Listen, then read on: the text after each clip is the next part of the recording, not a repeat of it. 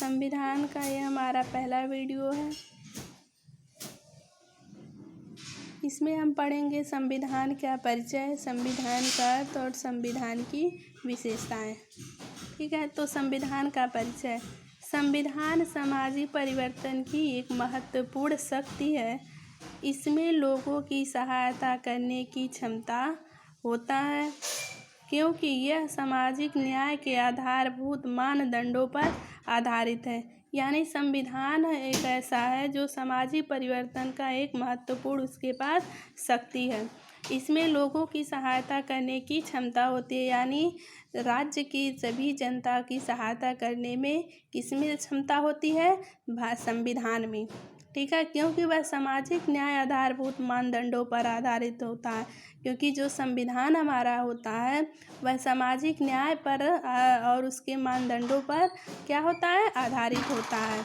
यानी संविधान में सबको न्याय, संविधान के अंतर्गत सभी जनता को न्याय मिलता है।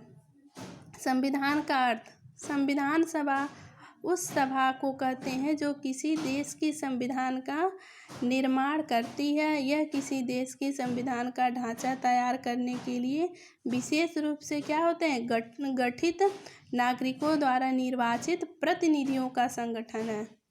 यानी संविधान सभा उस सभा को कहते हैं जो किसी देश के संविधान का निर्माण करती है।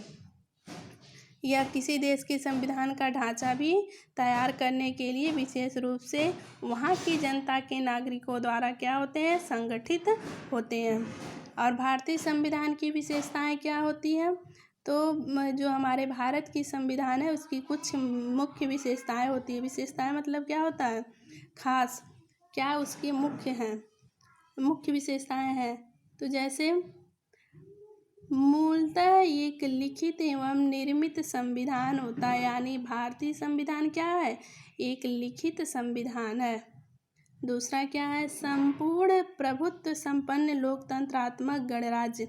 यानी भारतीय संविधान में प्रभुत्व मतलब क्या है? सत्ता। यानी लोकतंत्रात्मक यानी जनता का उसमें द्वारा निर्वाचित प्रतिनिधित्व होते हैं। विश्व का सबसे विशाल संविधान भारतीय संविधान है। संसदीय शासन प्रणाली, दृढ़ता एवं लचीलापन का सम्मिश्रण, एकल नागरिकता, धर्मनिरपेक्ष राज्य यानी राज्य को धर्म से अलग करना, मौलिक अधिकार यानी हमारे संविधान में सभी जनता को कुछ मौलिक अधिकार दिए गए हैं जो मुख्य रूप से 6 हैं। 6 आपके मौलिक अधिकार कौन कौन से हैं? 6 मौलिक अधिकार हैं। जन निर्मित संविधान।